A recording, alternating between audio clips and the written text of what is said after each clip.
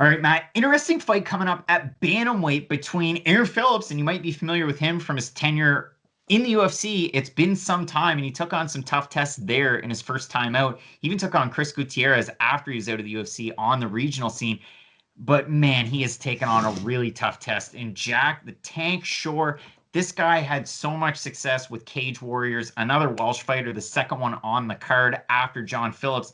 And again, still undefeated. You look at the fight against Scott Malone, he looked amazing. He comes into the UFC, gets a huge win over Nolene Hernandez, a guy that didn't really have a great run in the UFC, but still, there's a lot of good things that Jack Shore brings into the cage. And the thing for me is the fact that he can almost at will take a fight to the ground and absolutely dominate opponents. I think he's the type of guy that has a higher ceiling than and it's a shame to say it because they're both Welsh and I shouldn't make the comparison, but a guy like Brett Johns who wants to fight in a phone booth all of a sudden.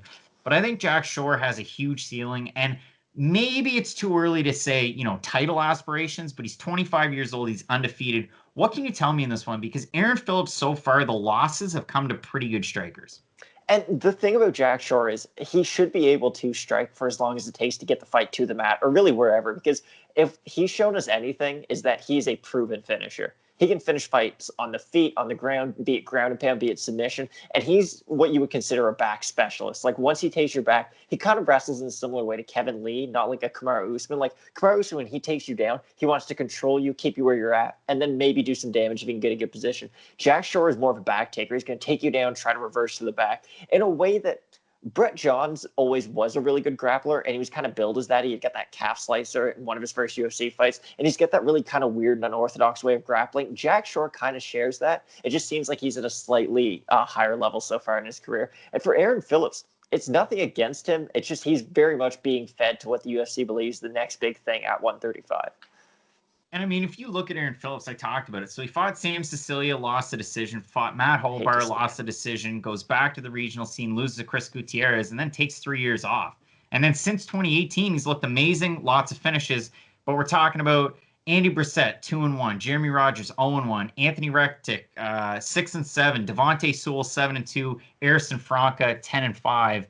It's just not the same level of competition that we've seen Jack Shore taking on. And again, Jack Shore, really, really high ceiling. If you want to look over at the odds, the ones that we have so far, Jack Shore's a big favorite. Like I'm talking a minus 580 aggregate on bestfightodds.com. So he's a huge favorite in this one.